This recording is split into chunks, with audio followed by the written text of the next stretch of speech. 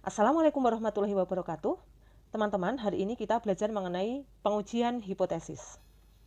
Di dalam statistik, kita mengenal ada analisis data deskriptif, kemudian inferensial. Pada statistika deskriptif, yang dilakukan di dalamnya adalah menghitung ukuran tendensi sentral atau ukuran pemusatan data, rata-rata, median, dan modus. Selain itu, dalam statistika deskriptif, kita juga menghitung ukuran dispersi atau penyebaran data. Misalnya range ini dicari dengan nilai maksimum dikurangi dengan minimum, kemudian mean deviasi atau penyimpangan rata-rata, dan standar deviasi. Nah, di situ disingkat SD. Penelitian deskriptif tidak untuk menguji hipotesis. Nah, adapun bagian statistik yang di dalamnya ada analisis data untuk menarik suatu kesimpulan, itu disebut dengan statistika inferensial atau statistika induktif. Biasanya disebut juga dengan analisis inferensial. Nah, analisis inferensial ini merupakan analisis data yang dilakukan dengan menguji hipotesis penelitian melalui statistik sampel. Jadi dari sampel yang dikumpulkan, kemudian kita gunakan untuk menarik kesimpulan dari suatu populasi. Oleh karena itu, di sini perlu dilakukan adanya uji hipotesis. Nah, sekarang apa yang dimaksud dengan hipotesis?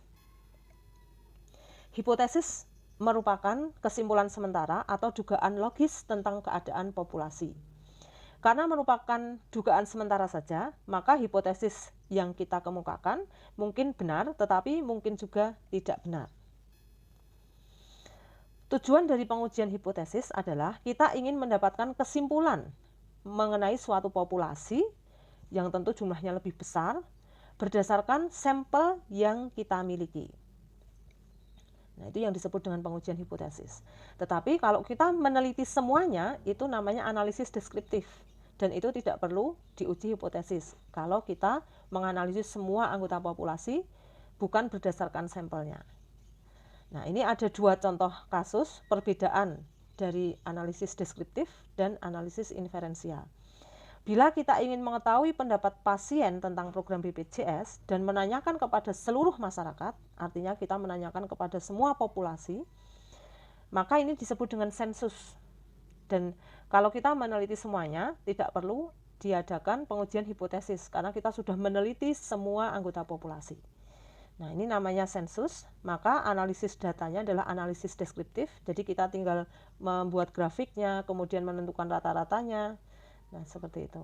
Sehingga untuk sensus kita tidak perlu melakukan uji hipotesis. Nah, uji hipotesis itu dilakukan jika yang kita teliti hanya sampel. Nah, seperti pada pernyataan berikut ini.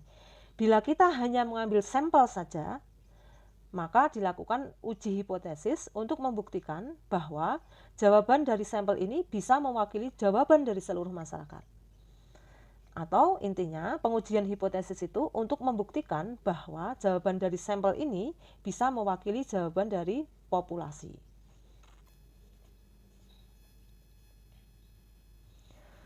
Dalam pengujian hipotesis, kesimpulan dari pengujian hipotesis secara statistik hanya berupa menerima atau menolak hipotesis ini dan tidak membuktikan kebenaran hipotesis karena statistika sama sekali tidak melakukan pembuktian.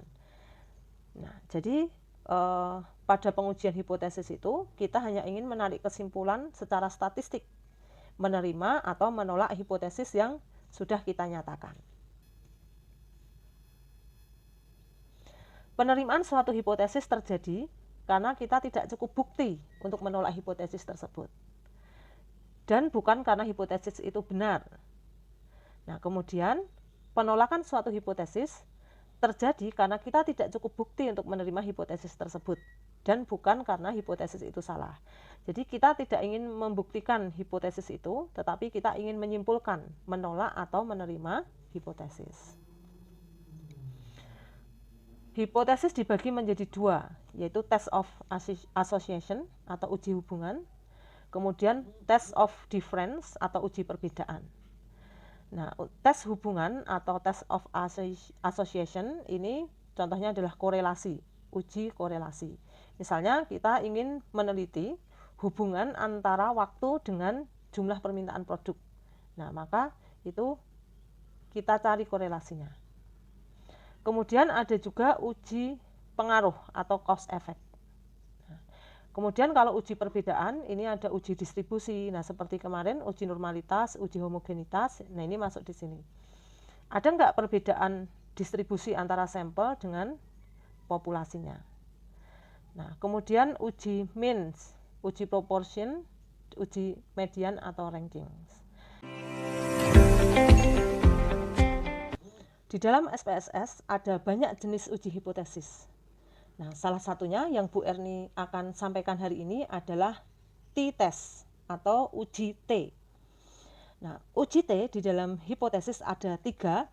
Yang pertama adalah one sample t-test, kemudian yang kedua ada independent sample t-test, kemudian yang ketiga ada paired sample t-test. Nah, sekarang kita akan mempelajari terlebih dahulu one sample t-test.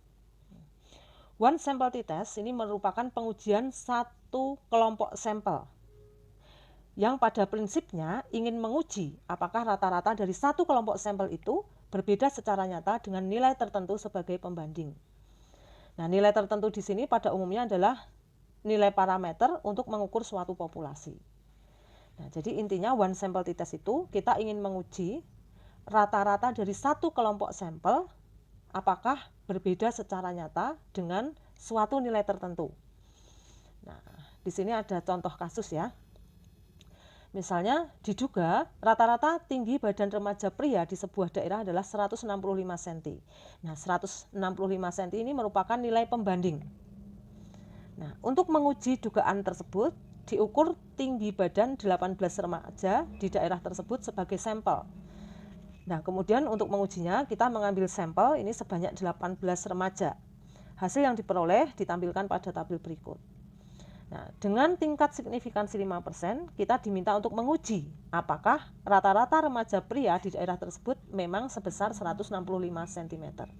Nah, ini merupakan contoh one sample t-test. Jadi ada satu kelompok sampel yaitu 18 remaja ini ingin dibandingkan rata-rata tingginya terhadap nilai tertentu sebagai pembanding atau sebagai standar. Nah, nilai tertentu di sini adalah 165 cm. Nah, sekarang yang kedua adalah independent sample t-test. Nah, independent di sini ada kata-kata independent ya, artinya saling bebas.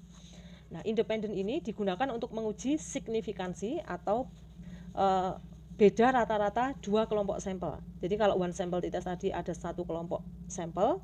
Nah, independent sample t-test ini ada dua kelompok sampel yang ingin dibandingkan rata-ratanya.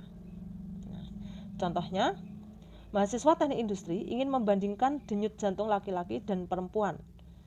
Nah, di sini kita ingin membandingkan dua kelompok sampel, yaitu bagaimana denyut jantung laki-laki dan bagaimana denyut jantung perempuan, apakah ada perbedaan atau tidak.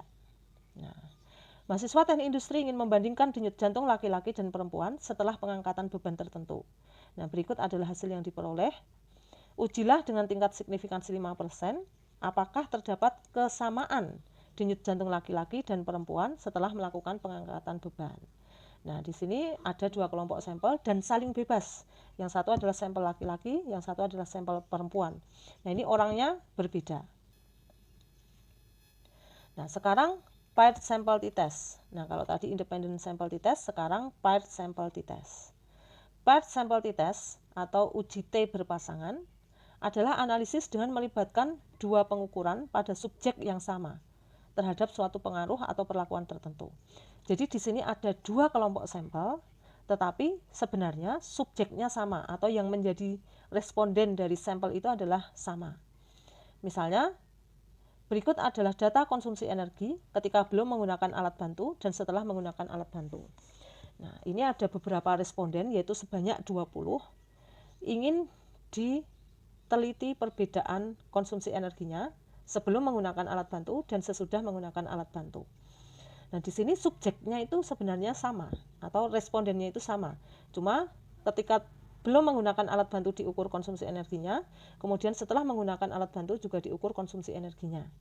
Nah, sehingga di sini orangnya itu sama, sampelnya sama, cuma sebelum dan sesudah itu diukur. Kalau independent sample t-test tadi, orangnya berbeda, subjeknya berbeda antara kelompok sampel satu dengan kelompok sampel yang lain.